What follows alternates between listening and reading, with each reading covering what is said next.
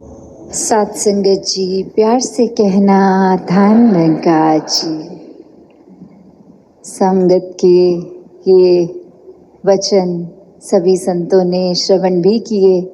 और जीवन में ये वचनों को उतारने का प्रयत्न ये लगातार ही चल रहा होता है। और कैसे ये भाव मन के कि इस जीवन में एक भक्ति से हर पल को जिया जाए, इस निरंकार के ऊपर आधारित जीवन कर लें और अपने आप ये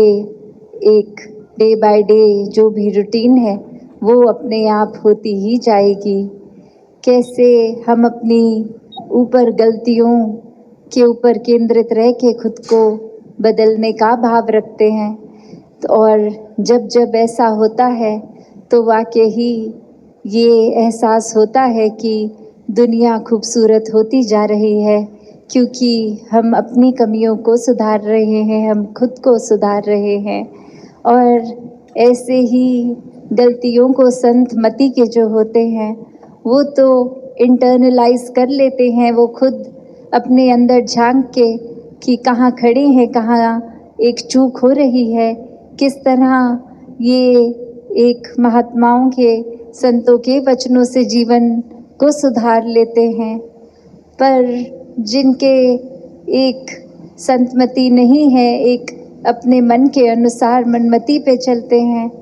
वो फिर एक अपनी कमी को भी एक्सटर्नलाइज करते हैं, बाहर कोई और कारण ढूंढते हैं कि कुछ अगर हमने गलत किया है तो कोई कारण है, अगर हमें गुस्सा आया है तो किसी ने दिलाया है इसलिए आया है। ऐसे भावों को अपना लेते हैं कि हमने किसी से बुरी भाषा गाली गलौज इसलिए की क्योंकि दूसरे ने पहल कर दी, दूसरे ने मजबूर कर दिया बोलने को। जबकि सोचा जाए तो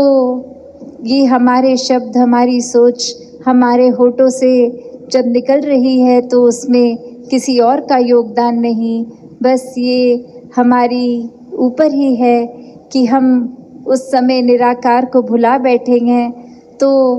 एक सब कुछ नेगेटिव ट्रैक पे ही रहेगा। और जब ये एहसास में है, एक सोच यही कि मानव है तो मानवीय गुणों को ही दर्शाएं, तो फिर एक शब्द भी कठोर नहीं निकलेंगे, एक सोच ये नहीं बनेगी कि किसी ने मेरा नुकसान किया है तो उसका भी नुकसान हो।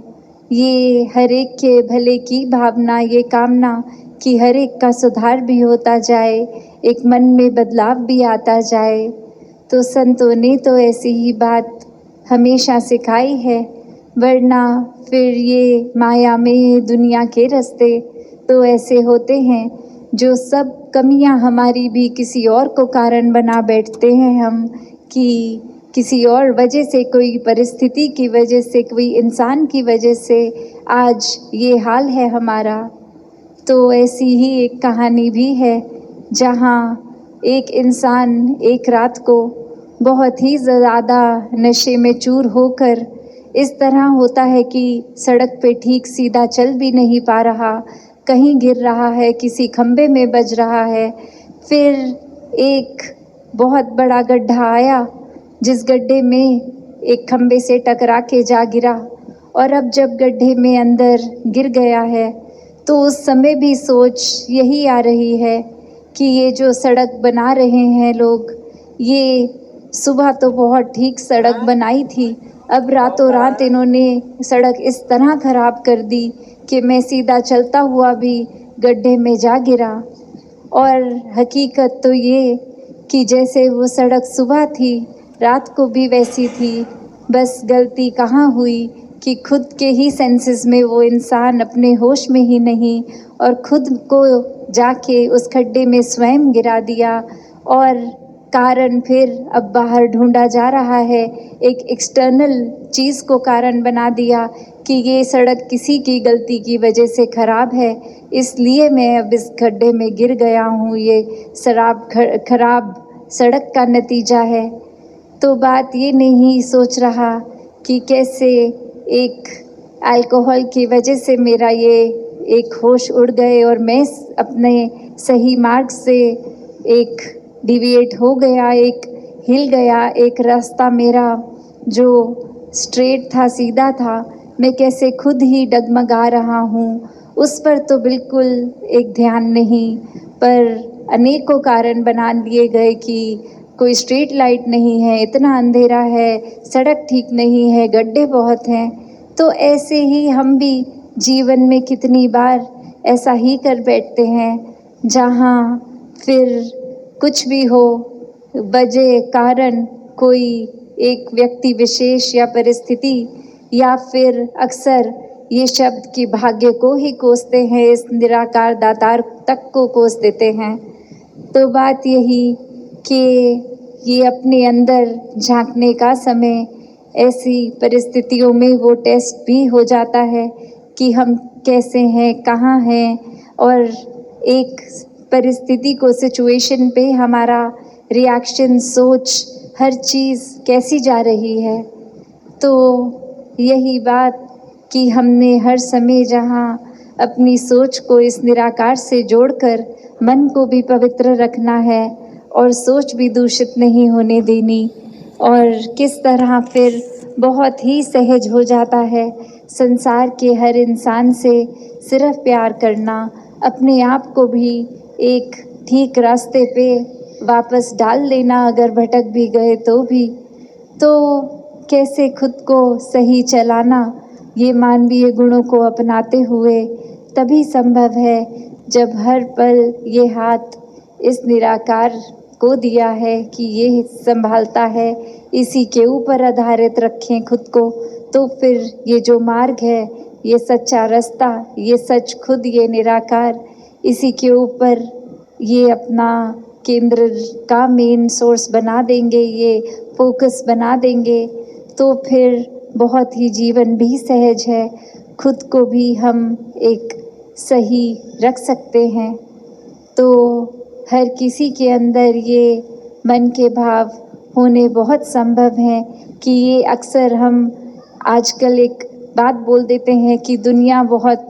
टेढ़ी हो गई है, इसलिए हमें भी टेढ़ा होना पड़ रहा है, संसार बहुत खराब है, इसलिए हमें भी खराब होना पड़ रहा है। तो बात ऐसी नहीं है, एक खराब जगह भी एक अच्छी चीज़ तो करना ना करना एक हमारे ऊपर निर्भर करता है।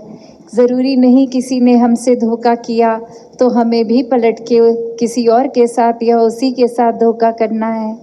एक तब भी प्यार, एक समझदारी, एक विशाल दिल, एक उस तरह बदले का भाव मन में ना आए, ये भी हम पे ही है कि कौन से सोचों को अपने दिल में बसाना है, ख्यालों को बसाना है, भावों को बसाना है, और किस भाव को स्थान नहीं देना दिल में। तो एक ये सिर्फ दलील ऐसी कि ऐसा होता जा रहा है तो ऐसा करना, इस माया भरी दुनिया के माया के रंग में चूर होना, यही करना पड़ेगा, नहीं, ये ब्रह्म ज्ञान मिल गया है तो वो वैसे ही ये निराकार हर जगह दिख रहा है। इस माया रूप का असर इस निराकार रूपी कवच के कारण नहीं हो रहा, तो एक खुद को सुधारने के ही रास्ते पे रखें, ना कि अपनी बर्बादी का कारण स्वयं बन जाएं।